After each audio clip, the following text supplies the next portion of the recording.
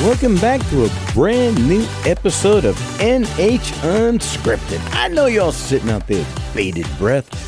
I got my Nehru jacket on, my bell-bottom pants, and my platform shoes. Your job is to kick back on the waterbed. Make sure the heater's on. That's a little pro tip for you there.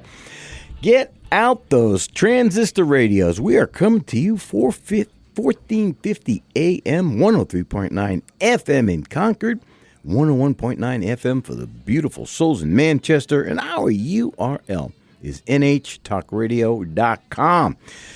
We are celebrating 80 years of community radio. That is a long time to be doing anything. My goodness, 80 years. Very proud of it. Folks, we're going to shift gears a little bit today. We tend to mainly deal with the entertainment industry, and this is related to it. I want to start by saying anything you hear today is not medical advice. We're going to be talking about a subject that I've been interested in for a long time, and I was able to acquire. I'm going to call you an expert, Hunter, if you don't mind, an expert in the field of peptides and bioregulators. Hunter Williams, how are you, sir? I'm good. Thanks for having me, Ray, and I appreciate the expert status. I would not deem myself as such, but I appreciate that from you. So you're too humble. I'm excited to be here. Too humble, my friend. Too humble. Hunter, if you don't mind, I'm just going to give a quick overview about how I got to the peptide arena. And if you wouldn't mind, maybe after I'm done, you give your history of how you kind of got to where you are now. Is that okay with you? Yeah, of course. That's okay. Awesome. So I do a lot of theater. I do some commercials and some film work, and I'm always concerned about my brain. I'm 71 years old now. But years ago, I was on the hunt of how can I keep my brain good? So I started with things like creatine, and then I went into the racetam world and Nupep and all of that. And cerebral lysin I ended up falling into for a while, and then you follow the forums, and bingo, I'm in the peptide world. And for folks who don't know what peptides are, I'm going to let Hunter explain that in just a second. But it was for me, it was a hunt for health, and especially my brain, since I need it to survive in my job. And so it was a very kind of circuitous thing. I never planned on it. I mean, it. And then all of a sudden now we're in a world of peptides and peptide forums, and the government's involved, and it's a crazy situation. Hunter, how did you get to where you are right now? Yeah, it's actually not too dissimilar from you, Ray. Well, first of all, I would have never guessed that you're 71 just based on talking with you. You sound a lot sharper mentally than most. Checks in the mail, baby. Checks in the mail. Well, I think that's a testament to peptides themselves, but kind of similar, although a little different. I was a college football player, and I played football my whole life growing up. I started when I was 7 years old and played Division I college football at Wake Forest University, and I was a linebacker. So between the age of 7 and 23, I don't remember, but I can probably tell you I had several concussions. And back when I played, you didn't think anything of that. It was kind of like you got your bell rung, and that was that. And if you didn't pass out, you sat out maybe a week or so and you're good. And I actually never had any documented concussions in the sense that I sat out of football games. But anyway, I played my football career and finished after playing in college, went into the work world, and started working in real estate. And I would say I was probably 25 years old or so. And I'd always been a very fit person, very healthy person, very happy person. I started to suffer from a lot of depression and anxiety. And I was like, this isn't me. This is not who I am. It's not my personality. And it brought me down the rabbit hole of getting my blood work done to understand, was there any health issues going on? And I found out that my body was basically producing next to zero testosterone. And the doctor, he looked at my blood work and he said, man, your testosterone is that of like a 90-year-old man.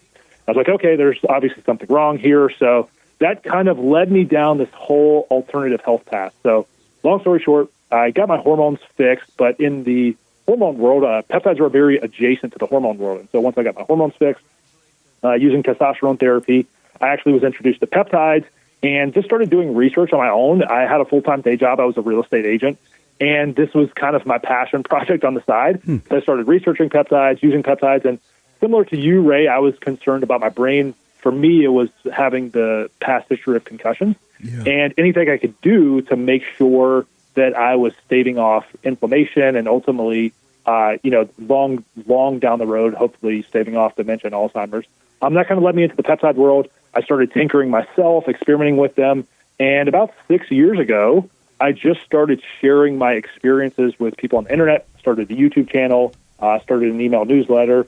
And then here we are 6 years later. I have a lot of people, that come to me for advice on peptides. I'm not a doctor. I want to make that clear. I don't have any sort of medical licensing or even a medical background. It was just kind of one of those things. I solved my own problem and then went from there. But yeah, it's been a very fun journey, and I am blessed to have gone down the path I have. Sometimes I think the things that we look back on and were some of our toughest times in life actually help define us and kind of create the trajectory to where we end up, kind of having a destiny to be. Yeah, isn't it crazy, huh? I mean, we start off on one end of a spectrum and just rabbit hole, it's like Alice in Wonderland. We fall down a different rabbit hole. We fall down a different rabbit hole. Fall down a different rabbit hole. And here we are, just in the middle of this crazy world. Can you explain for people, do you have a short, concise definition of peptides? Yeah, so the easiest way to think about peptides is they are just chains of amino acids that have been linked together.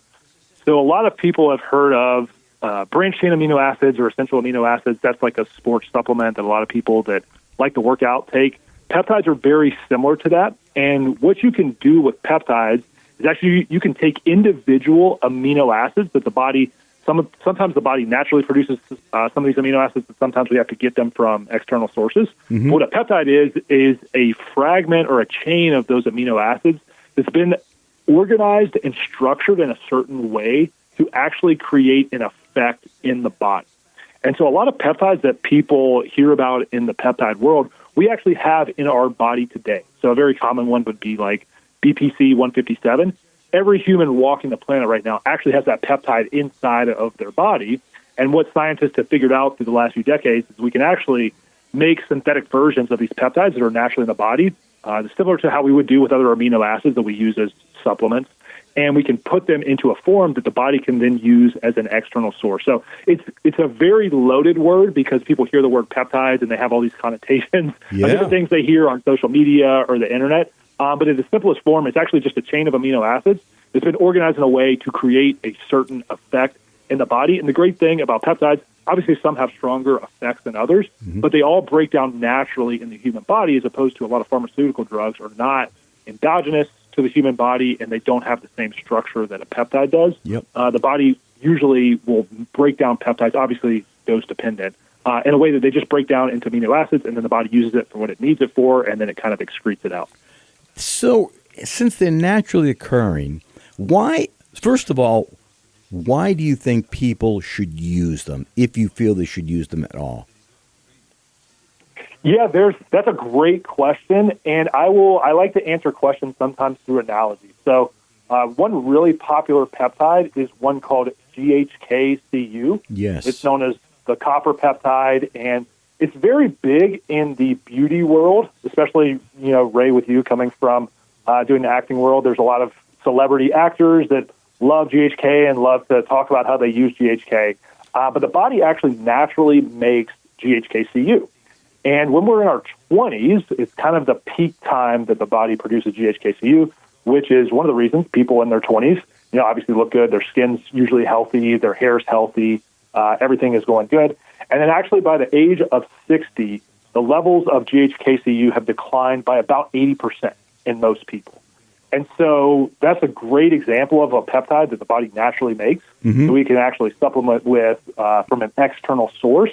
But then, as we get older, we can replace those levels in the body, and then it's going to have a whole host of downstream effects, from reducing inflammation to helping with collagen production for skin elasticity, to even helping at the DNA level of repairing fragmented DNA that may have been damaged over the course of just living a normal life. Seriously, so that's a good example, DNA? But yes, that's actually, a lot of people, with GHK, We all love and know it for the beauty side of it, right? But it actually can help repair DNA. I forget the number off the top of my head, but there's thousands of different genes that DNA will actually, or the GHK actually works on inside of our DNA. All right, hang on. Ooh, yeah, I got us going down the rabbit hole. You are listening to NH Unscripted. We are coming to you from the Taj Mahal-like digs of the WKXL studios in Concord. My God, it's cavernous in here. 1450 AM, 103.9 FM on your Sony Walkmans, 101.9 FM for those beautiful souls in Manchester. Folks, we are talking about peptides. I know your eyes probably rolled back in your head, but hang on. We got somebody, Hunter Williams is here. He's going to guide us through this whole journey. We'll be right back.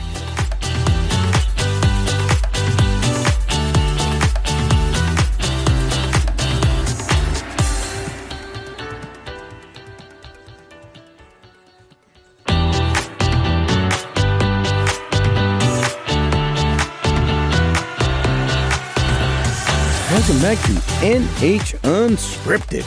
We are coming to you from the YMCA-like digs of the WKXL studios in Concord. My God, I can smell the pool chlorine all the way over here. 1450 AM, 103.9 FM on your Sony Walkmans. NHTalkRadio.com is our URL. Take a walk out there sometime, folks. NHTalkRadio.com. There's a ton of information out there. In the meantime, we are talking about peptides. I know you're like scratching your head. What's this old guy talking about peptides? Hunter, we off air here, we had mentioned some of the peptides that the world might be more familiar with at this point, because there's a lot of controversy about them, and that would be the GLPs. You want to kind of take us on a little tour about those? Yes, I think most people now, I think peptides are becoming much more in mainstream consciousness because of the GLP peptides, and rightfully so. I mean, they have incredible effects on people for weight loss and reversing diabetes. I do think, though, there's probably a negative connotation that a lot of people have around those. One, because they think they're kind of shortcuts or cheat codes to get to weight loss, which I have no problem with. I think in today's world, the best thing someone can do with their health is to be a healthy weight. And for a lot of people, that means getting the weight off as fast as is reasonable and within reason for them to do in a healthy manner. Yes. And I think the GLP peptides do that really well. But I could kiss you on the lips for that. I appreciate that. Yeah, and I think where a lot of people, though, when they think about those, and most people now, they've either used one or they know someone that's a friend or family member that's used one. And what we are starting to see from a clinical literature standpoint is that the benefits of these peptides go so much further beyond just the weight loss and the diabetic component. There's actually recently a study got released, I think, just a couple weeks ago, and it looked at it was actually from the VA. So it looked at 606,000 veterans that had actually been on a GLP-1 peptide. And obviously, most of these men, it was only men, I think they were like in their 50s and 60s, they were all men that were either obese or had diabetes.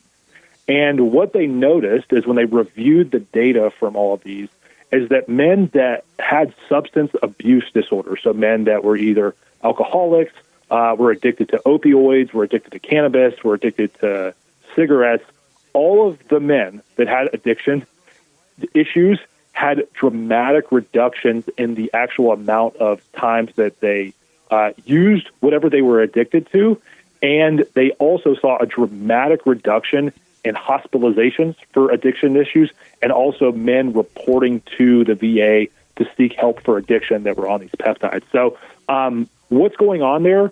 The same receptor that also helps with weight loss and helping people feel full after they eat is also driving upstream some of the behaviors that people would typically associate with more addiction or compulsive type nature. So for a lot of these people, they come to the peptide for weight loss because that might be an issue they have. And what they realize is that it's actually rewiring their behavior in a healthy way to not seek some of the same things that would cause issues with them in the form of addiction. So that's just one area that's pretty cool that we're actually seeing really positive benefits around that, someone could use. They might not even need to lose weight. but they could use them at a very small dose to kind of help heal some addictive behaviors. Brother, I'm so glad you brought that up because I have been out on forums, and that is a very common comment that people make, that they used to drink a lot, they used to smoke a lot, or and it's gone. Whether they're on, semaglutide or tirzepatide, whatever, it's gone. And they're fascinated by it. It's an incredible side effect in that respect. Yeah, and when we look at that, and again, when we look at everything that someone does to solve their health, I forget the number, but I think it's after the age of 50, most Americans are on 6 or 7 different prescription medications. And not to say anything bad about the pharmaceutical world and the doctor world, because a lot of those people have very good intentions. But a lot of people, they get to a point in their health, and it might be at the age of 50 or it might be the age of 60, and they kind of get in this game where they take one medication, maybe it's for their blood pressure, and then that causes a whole host of side effects. Correct. And then they end up having this game where they have to add on another and another and another. Yep. And what's pretty neat about the GLPs is, one, they're helping people from a metabolic health standpoint, so they're helping them with their weight and their metabolism and everything. But then we're also seeing some of these other things happen to where they're actually preemptively solving some of the other health issues that they had that they didn't even really think was an issue to begin with. And then they notice, hey, I'm not drinking 6 packs or, 6 beers every night. Yeah. I've cut it down to 1 or 2. And then by doing that, they're dramatically improving their health in addition to the side of the metabolism, the fat loss and everything. So it's pretty cool to see. And I think, I actually talked to one guy at one conference, this has been probably a year ago now, who's actually the director of Medicaid for the state of Georgia. And he said the best thing we can do in the state of Georgia to save money is get as many people as possible on a GLP peptide, because it reduces the amount of hospitalizations from heart failure. It reduces the amount of people that are obviously coming in for addiction that we talked about. But they're seeing a huge cost savings for the patients they have in the Medicaid system that are using a GLP for all the other things that they would normally pay out for. I believe that. I believe it. I have firsthand experience with it. Look, there are things happening. I think I read there was a study coming out where, I don't know if it's tirzepatide, which would be the GLP-2, where they're finding that it works for Alzheimer's patients. Yes, that's actually one thing that's emerging. Really, I think from a clinical standpoint, we kind of see it in practice now, just for people like myself that work and coach people in the peptide world. But if we think of Alzheimer's and dementia, obviously for someone like myself, I got hit in the head a lot, so that's something I'm very conscious of, and I've had tests done to make sure that everything looks good, and it does, thankfully. But we look at Alzheimer's and dementia, in a lot of cases, it is really like type 3 diabetes. And what we mean by that is it's the same thing that causes type 2 diabetes, which is insulin resistance. We're actually seeing a micro ecosystem of that diabetic kind of feedback loop play out in the brain specifically. And so you could have someone that maybe they're not obese, maybe they're not fat, maybe they actually don't look like they're diabetic on paper, but as they age, they end up having a buildup of what are called tau proteins in their brain, and we see a very similar thing happen to their brain that happens to the pancreas when someone has diabetes. And what's interesting is that by using a GLP peptide, not only are we obviously helping from a metabolic standpoint, but by helping with the energy and the insulin signaling that goes along in the brain, it's very important because the brain is so energy dense and that we use so much of the energy that we consume on a daily basis to run the brain. We're actually seeing the GLP peptides improve cognitive function in people, which ultimately is going to lead to hopefully stemming the tide of them from having something like Alzheimer's dementia. So even for someone that might be on the path to that, like maybe they're not full-blown Alzheimer's or dementia, but they're starting to experience memory loss or things like that. I've definitely seen lots of anecdotal data around people reversing that. And then obviously, too, we're now seeing it from a clinical perspective to where there's reduction in events that lead to Alzheimer's and dementia for people on these peptides. Yeah, it's pretty fascinating. I want to come to the defense here of people who are on GLPs, because I get so sick and tired of these condescending idiots who are like, well, you just eat less, or just exercise more. Let me say, with the way our food supply is in this country right now, shame on you for anybody who would ever say that. I think any step that you can take getting healthy in this day and age, you should take it. And I don't consider GLP 1 or 2 to be or 3 to be a crutch. I mean, it's an excellent starting point. A lot of people lose weight and then they go out and work out because they feel better. You find that too?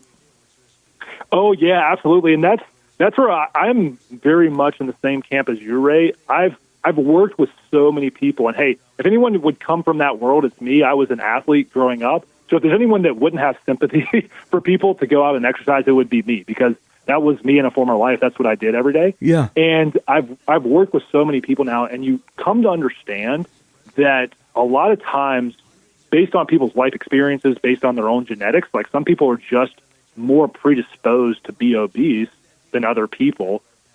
Sometimes a GLP is their only option to get things going in the right direction. Now, does that mean that we completely forsake the diet and lifestyle and nutrition and everything? Absolutely not. But like you said, I've seen so many people that could not bring themselves to go to a gym or even bring themselves to go for a walk because they're overweight. They have no energy. They have so much brain fog. And image problems, right? They're self-conscious.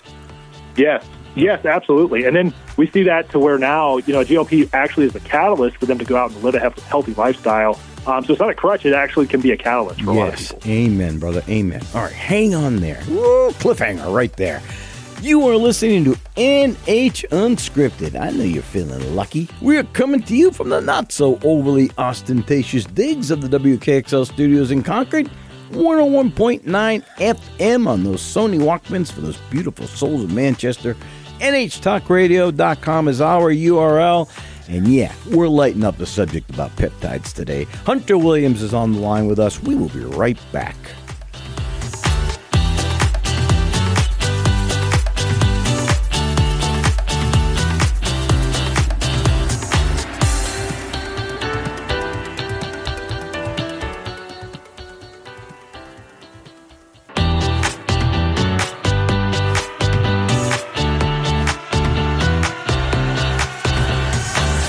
Welcome back to NH Unscripted. Ooh, baby, we are coming in hot today. We're coming to you from the Hollywood Square-like digs of the WKXL studios in Concord. I love sitting in the Center Square. 1450 AM, 103.9 FM for the beautiful souls in Concord. NHTalkRadio.com is our URL. Hunter Williams is on the line. Hunter, before we go too far, can you give us a URL or some place where people can find out more information about yourself? Yeah, it's actually just www.hunterwilliamshealth.com. That's my main website, so if people go there, it's got links to everything, all my podcasts and social media and everything like that to check it out. But it's just www.hunterwilliamshealth.com. Beautiful. Thank you, my friend. Thank you. Hunter, let's talk about some of the issues that are surrounding this community. In many ways, there's a whole kind of underground grayish market involved here. The government is now kind of with Farmer clamping down on some things. And then I know RFK Jr. he's about to release, 19 out of 24 peptides or something, taking them off Schedule 2, making them Schedule 1, something like that. Can you address some of those concerns? Let's maybe start off with, I don't know, the GLPs and the fight they're having with the government.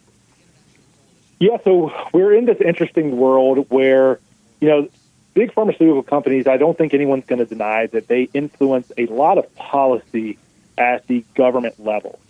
And in the peptide world, it's very interesting because obviously pharmaceutical companies cost them about $2 billion on average to bring one drug to market. And when they look at the risk-reward of bringing something to market, obviously the thing that they rely on is having a patented version of a drug that they can then bring to market to recoup their investment, is what they would say, but a lot of times it's to rake in big profits. However you want to look at it, it's probably just a feature or bug of capitalism. But the problem we have in the peptide world is that a lot of these molecules, they're either endogenous, like we were talking about, meaning that they're inside of us already, or they're naturally occurring, so you can't actually patent them. And so it's interesting because on the pharma side of things, they see peptides, and they were actually able to patent a GLP peptide because of the way that it's structured. It's not something that's actually exactly made in the human body. There's slight modifications to what would naturally be in the human body. And so they're able to patent it. And obviously it goes through trials and gets approved. And they have a certain window that they can sell it and make the profit on it. Now, when it comes to most of those peptides, like you referenced, there's about 19 peptides on a list that the Biden administration, FDA, came out with, I believe it's almost 2 years ago now, to which they said, we are advising compounding pharmacies not to make these peptides because we don't have enough safety data on them. Now, I won't get into the politics or the legalistic nature of that, but basically what that actually did is it created this gray market because you have surging demand for peptides, and then the government actually came in and said compounding pharmacies are not actually technically allowed to make these peptides, or we're advising strongly against them from doing that. And so what's happened is you've had an explosion of peptide companies come online to which they're selling peptides not for human consumption, and people can go online and just purchase them. Now, whether or not that's a good thing or a bad thing, I will leave that for the viewers to determine, but it's kind of the reality of the situation. By making these things to where compounding pharmacies are not allowed to make them for doctors who can prescribe them to their patients, it's created this gray market. And so it is what it is. Is that a good thing or is it a bad thing? I don't know. I'm always more of the opinion of we should have the right to put in our body what we want to. But that's kind of where we are from a legal landscape. And like you said, RFK now, it seems like the FDA is going to be moving in the direction of taking those peptides that were made Schedule 2 or Category 2 a couple years ago to now where they're going to have at least it seems like there's going to be between 14 and 19 of those peptides where they're actually going to approve compounding pharmacies to be able to make them so that people can get them prescribed from their doctor. So it seems like things are moving in the direction of people getting more easy access to peptides, but we will see. It's one of those things. It's the current administration, and even if that does go through, it's kind of dependent on what the FDA decides to do in the future. But it's definitely a weird world out there, I will say. Yeah. Dude, that's an understatement right now. My God, every time I'm going to call them a third-party vendor here, or maybe it's compounding pharmacy, shuts down for some reason, the whole community just lights up. They go crazy thinking, this is the end of the world. We're not going to be able to get our peptides. What's happening? Oh, my God. Yeah, and I think, the thing is, whether the thing about the gray market is it's gray market and not black market in the sense that, technically it's legal. So and again, I'm not a lawyer whatsoever. This is not legal advice. But from my understanding from talking to a lot of lawyers is by selling for research purposes, these companies are doing something that's completely legal within the framework of the law of the United States. It's just on the FDA side of things, they would prefer it to not be that way because obviously pharmaceutical companies would like to be making profits on things that people right now are selling, obviously direct to consumer. So I think that's also what's interesting is if you look at the future of where this goes, I think this is just my opinion. Pharmaceutical companies want to at least put the brakes on as much as they can of the sale of peptides until they are able to invent more peptides that they will be able to patent that do the same things as the ones we already have that work really well. They'll want to make modifications of those to where they can then patent them and then obviously have a window that which they can make a lot of profit on. So I think that's probably where you're headed. You're going to see a lot more R&D in the realm of peptides, not just for weight loss, but every chronic disease type issue that's out there. And it's going to be the pharmaceutical companies until that time comes where they have more of those that they can sell under a patent. You'll likely see a lot of back and forth between the FDA, Big Pharma, and then people in the research world just kind of going back and forth about what they can and can't do with peptides. Yeah, I am no fan of Big Pharma at all. At all. I've kind of peaked in my in the integrity of that industry. My God, Hunter, it's funny. A lot of these compounding pharmacies, the way that they're going about pressuring these people is that through the funding, through the pay mechanisms, like I don't know, PayPal or Zelle or whatever's out there. They clamp down on these guys and just shut down their ability to take money for these peptides. Have you found that as well? Yeah, I'm very familiar with that world just on the commercial side of the supply chain of peptides and then eventually how they end up getting sold to the end user. Like we talked about in terms of legality, there's not a lot of legal precedent. I guess from an enforcement standpoint, the government can kind of do whatever they want, right? But when we look at legal precedent, there's not a lot of legal precedent around criminalizing the sale of peptides for research purposes. So if you're a big pharma company and you see companies that are potentially eating into your profits, if you don't have the legal enforcement mechanisms or at least established legal basis to go after them, obviously you can go after anyone for anything, legally speaking, sue anybody. But I think when we look at that, the next way to do it is to keep the market very fragmented. And the way in doing that is you keep it hard for companies to be able to sell it to the consumer. And so you basically go to the banks that would process payments for the companies that are selling this. Right. Say, hey, this is too risky. We don't want this on our books. And it's kind of interesting. If you look at the credit card companies, you have Visa and MasterCard. If you look at the top 3 shareholders of Visa and MasterCard, it's also the same top 3 shareholders of Eli Lilly and likely Novo Nordisk.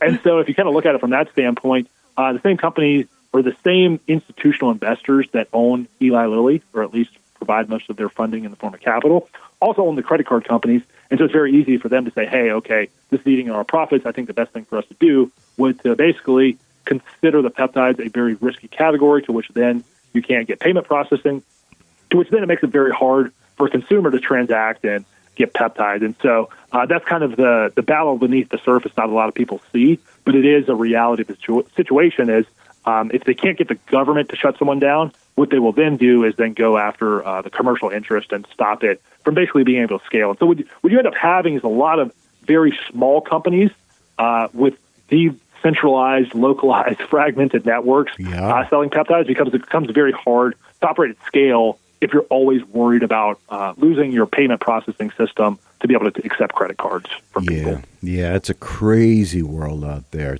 And they don't even give them warning sometimes. They just shut them off. It's crazy to me how they do it, but it's kind of it's almost like it comes in waves too. It seems like where you'll see a rash of it where you have a lot of companies that sell peptides. Hey, we lost our credit card processing this week, and so you kind of bounce around from there. And so it's definitely a whack-a-mole game for sure. Yep. All right. Hang on, folks. Man, we are coming running for home at this point.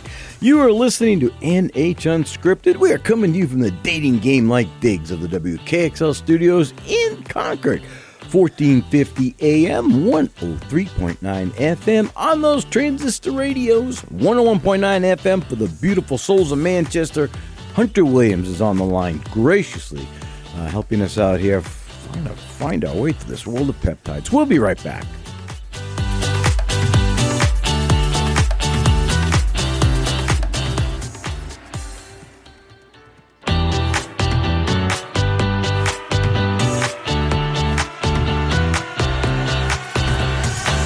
Welcome back to NH Unscripted. I know you're doing the happy dance right now. 1450 AM, 103.9 FM. It's on your transistor radios. 101.9 FM for those beautiful, beautiful, beautiful souls in Manchester. By the way, this show happens to come to you every Monday, Wednesday, and Friday mornings at 9 a.m. Monday, we take a turn. We go get in the Wayback Machine, play some oldies. I got some songs coming up for you that were actually banned in the 60s. That'll be coming up shortly. With the replay. This show replays every Wednesday and Friday night at 8 o'clock. So yeah, we got you around the clock. Hunter, sir, what are some of the cons lately to the peptide market? I'm thinking here mainly about needles, but if there's more than one con, let me know. But yeah, I would definitely say if I had a magic wand to change the peptide industry, it would to be everything to be easily delivered via an oral mechanism, meaning that the majority of peptides we have now, there is the barrier to entry of having to inject. Now, when people hear injection, a lot of times they think of a big, huge needle that you would go to the hospital and get for something injected. Pretty much every peptide, unless there's one that I'm not thinking of, you can actually inject with an insulin needle. And so the same type of little needle that diabetics use to inject insulin every few times per day would be the same type of way you would do peptides. Now, that being said, I realize that probably 80% of the general population is going to be very uncomfortable with needles. And the good thing is, I think as we advance from a biological and biochemical perspective in developing peptides, we're going to see many more delivery mechanisms actually be easier for people to use. So, for instance, right now, there's actually a lot of peptides that you can take in a capsule. So we mentioned BPC 157. Yes. That's actually a peptide that a lot of people use to help heal injuries. So they'll heal like a torn shoulder or a torn knee. You can actually take that orally. Now, it doesn't work as well orally if you take it for joint injuries, but it does really, really good things to help with gut health if you take it orally. So I think in the future, we're going to see modifications of a lot of these peptides that we're using via injection to maybe not be the same exact peptide in oral form, but a modification of that peptide that does the same thing that we can take orally. So I think we're headed in the right direction, and probably in the next 10 years, we'll see a lot more adoption into the peptide world just because there will be more peptides that come via an oral delivery. Are you aware of any that are transdermally? Go ahead. Yeah, there's actually a lot that are coming on transdermally. For instance, there's one called KPV. Yes. And KPV is actually an anti-inflammatory peptide. And what's interesting is if you look at it from a clinical literature perspective, there's actually documented use cases of a transdermal version of KPV to actually heal skin issues like psoriasis or even wounds. It'll help wounds heal up faster and have less scarring. And there's clinical literature around that. But unfortunately, up until recently, there hasn't been a lot of commercial interest in doing that. Again, it's not something you can patent because it's just an amino acid that everyone has in their body.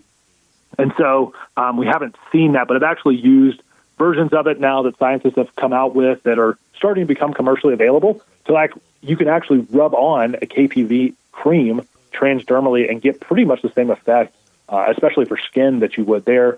But yeah, there's much more being developed from that side of things.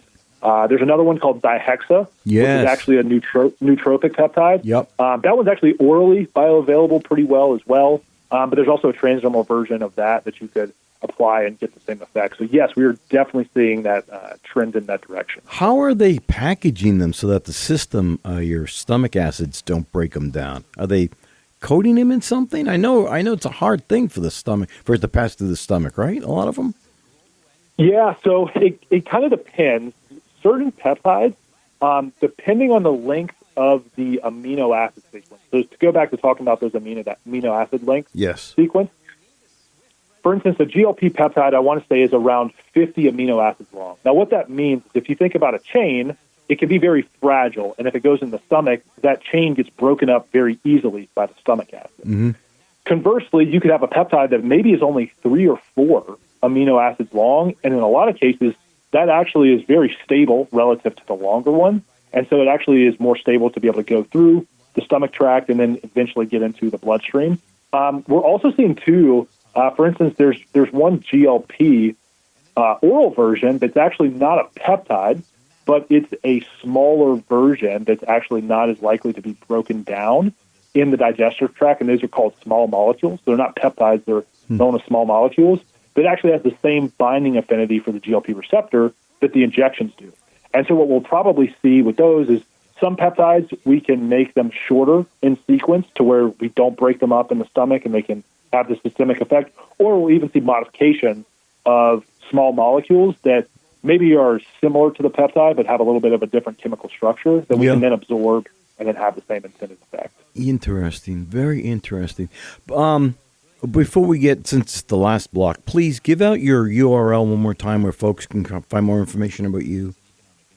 Yeah, it's just www.hunterwilliamshealth.com, and Hunter Williams is spelled exactly the way that you would think. Luckily, my parents blessed me with having a name that is not one that is confusing to spell. Yeah, we hope. With the time we have left, can you mention some of the more popular ones and what they would do? I know we talked about BPC and we talked about GHK. But if you want, maybe talk about, I don't know, some of the Morellin ones, like ipamorelin, tesamorelin, whatever, or even if you want to get into like the TB 500s or whatever, and maybe talk about this. Some of them, like the Wolverine blend, some of the blends. You want to get into that? Yeah, for sure. So a lot of people, if you Google searched anything related to peptides, you've probably seen something called the Wolverine stack. And what that is it's 3 peptides. One is BPC 157, another one's TB 500, another one is GHK. And without going into a chemistry lesson, basically what those do for people that have soft tissue injuries, any sort of injury that is like musculoskeletal in nature, it's going to actually help deliver nutrients, deliver oxygen, deliver blood flow to those areas more efficiently, which will then speed the rate of healing in whatever you have an injury in. So those typically work really well together. Again, it's not going to happen overnight, so you're not going to use those one time and then, if you have a torn shoulder, expect to wake up the next day and it'll be completely healed. But in a lot of cases, and again, this is just me speaking anecdotally, not medical advice or medical evidence, but I've seen a lot of times people reduce the time in healing in half. So if someone maybe has a surgery, instead of 6 months to heal, maybe it only takes 2 or 3 months to heal. Or in some cases, 2, I've even seen it in people in my own family that have used those when they were told they were supposed to have surgery, and they used those for a few weeks, and they ended up not having to have the surgery because the injury just ended up healing itself, obviously with the support of the peptide. So those are great. I love talking about the growth hormone agonist peptide. Yeah. Kind of like we were talking about earlier with GHK. Growth hormone is something that after the age of 30, we actually on average see a 15% decline every decade in the levels of growth hormone in the body. And growth hormone is one of those, it's an upstream hormone in the body that has so many good effects, obviously at the right amount for us in terms of anti-aging. And I love the peptides. The more popular ones you'll see are like stermorelin or tesamorelin, ipamorelin's another one, CJC 1295 is another one. Basically what those do is they tell the brain to make more growth hormone. So it doesn't give you a growth hormone from an external source.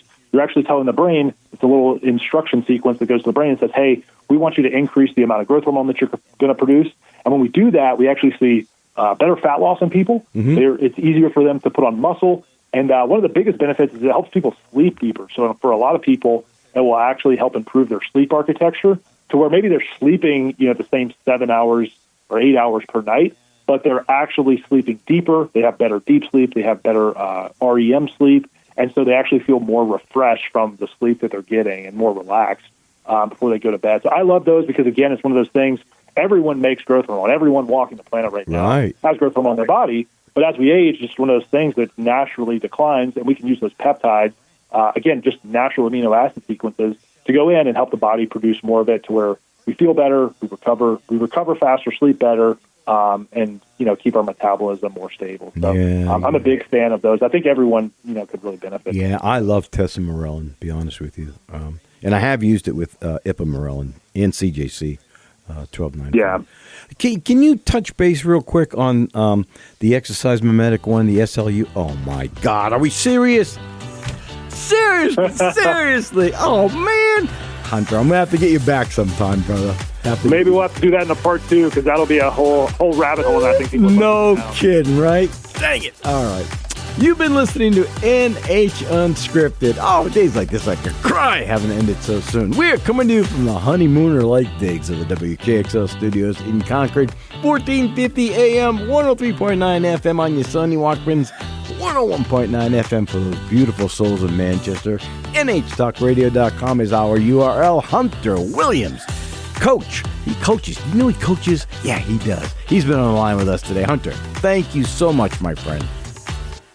Thank you, Ray. It was a pleasure to talk to you and get to share with your audience, and maybe we can do this again in the future as well. You got it.